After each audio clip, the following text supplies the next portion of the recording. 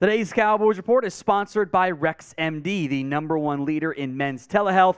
They're giving you their best deal ever, 90% off and only $2 per dosage of generic Viagra and Cialis at rexmd.com/chat. Tell you more about them later on in today's show. But coming up, we have the latest on Ezekiel Elliott as more of the kind of same report about his future in Dallas. A potential Tony Pollard franchise tag.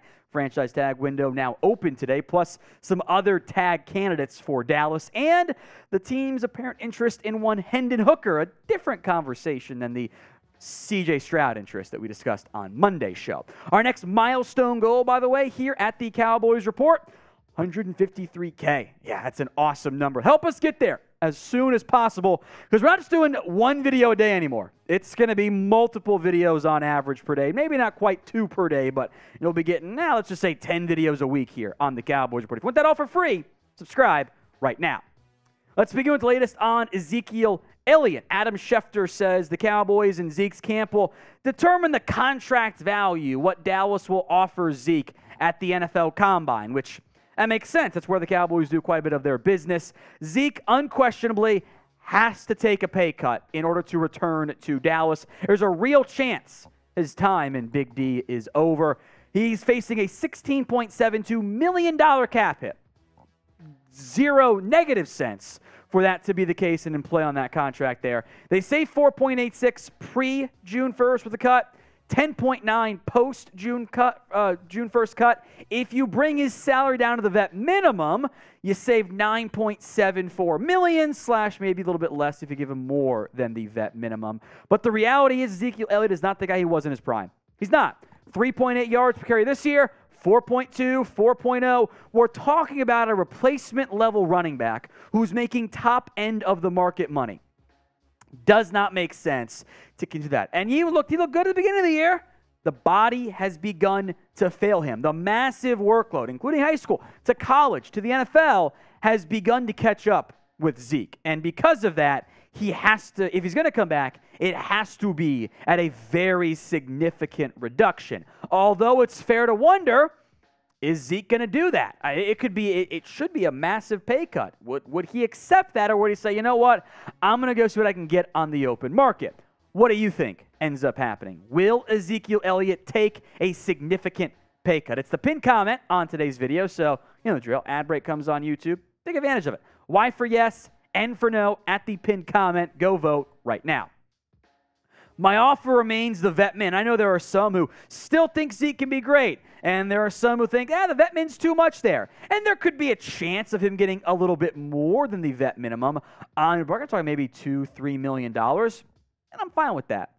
If a new team wants to give that amount to Zeke, it's fine. But this pay cut for what Ezekiel Elliott currently is, as great as he once was at the beginning of his career, it cannot be anything more than a significant, large, and massive pay cut. He's just not producing at that level. And you know what? You can make an argument, the O-line's got to be better, and I agree. I would rather invest that money in a new offensive lineman, make that better than the least valuable position on offense in the NFL. So Zeke has done some great things, but short of a massive pay cut, there's no reason for him to be on this Cowboys roster moving forward.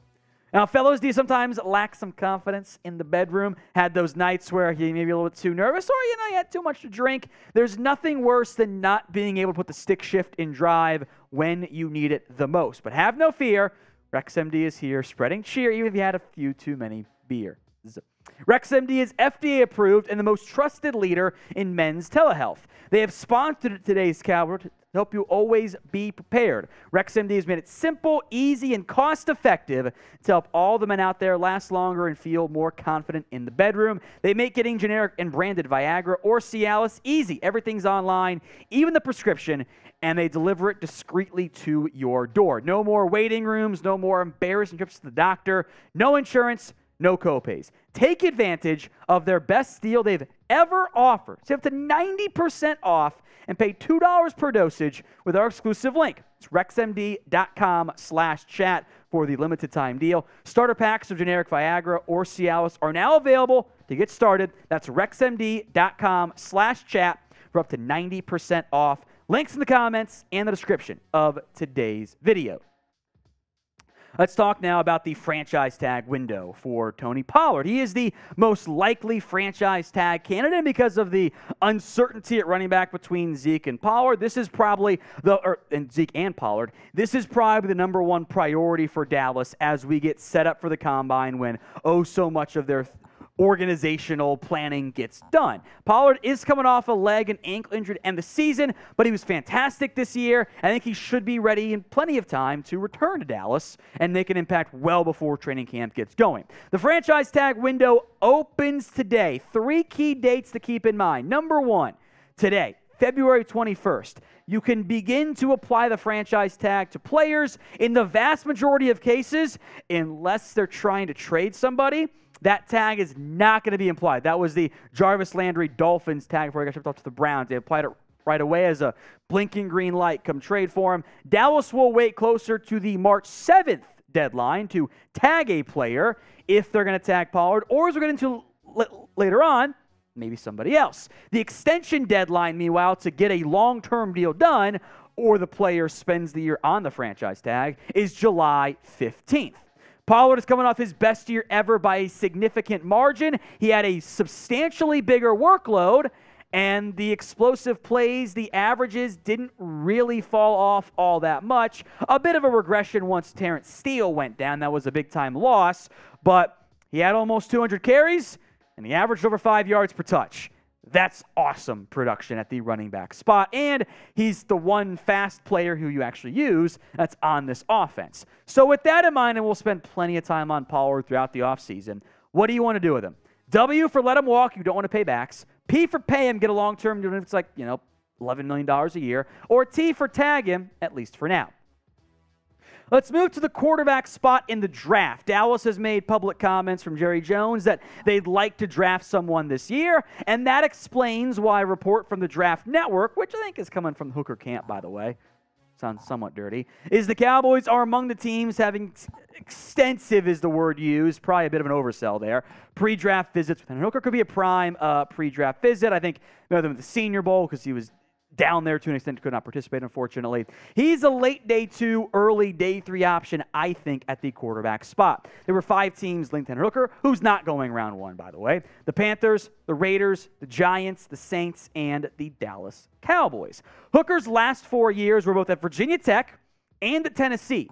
And after transferring from the Hokies, not winning that job to begin his career at Tennessee, and then taking over, he was awesome and was a Heisman frontrunner until the unfortunate torn ACL that robbed him of that chance and kind of hurt Tennessee down the stretch this past year.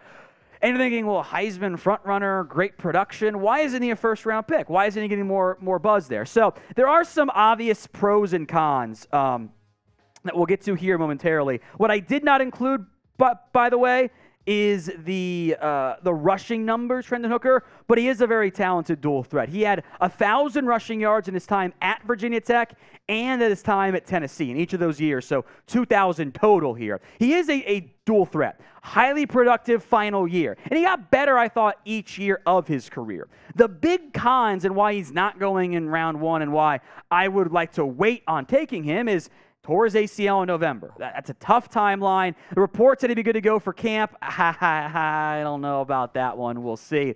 And to be blunt, it's a Mickey Mouse offense at Tennessee, which is good in college. It was basically the old Art Briles offense before he had all those issues at Baylor, where it's a lot of vertical stuff. There's nothing over the middle of the field. There's a lot of easy one-read stuff. There are only a handful of out-of-structure plays that Hooker even made throwing the football. And he's already 25 years old. He is older than guys like Jalen Hurts and Justin Herbert. So you're talking a unique profile of great production, dual threat, fits the mold of a developmental quarterback, but he's old. And old developmental QBs can kind of turn some people off. So with that in mind, so you want to take Hendon Hooker. Where are you drafting him? Let me know in the comments section what round you would feel comfortable taking Hooker in this year's draft.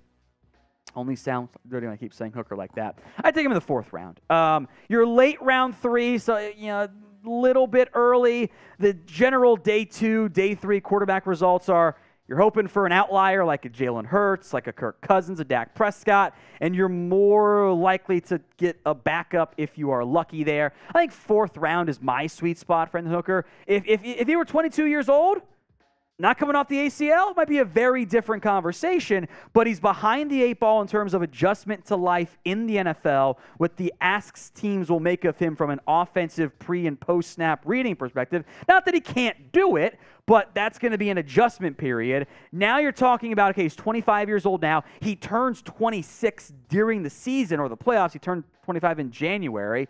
So by the time that first contract is done, he's 30.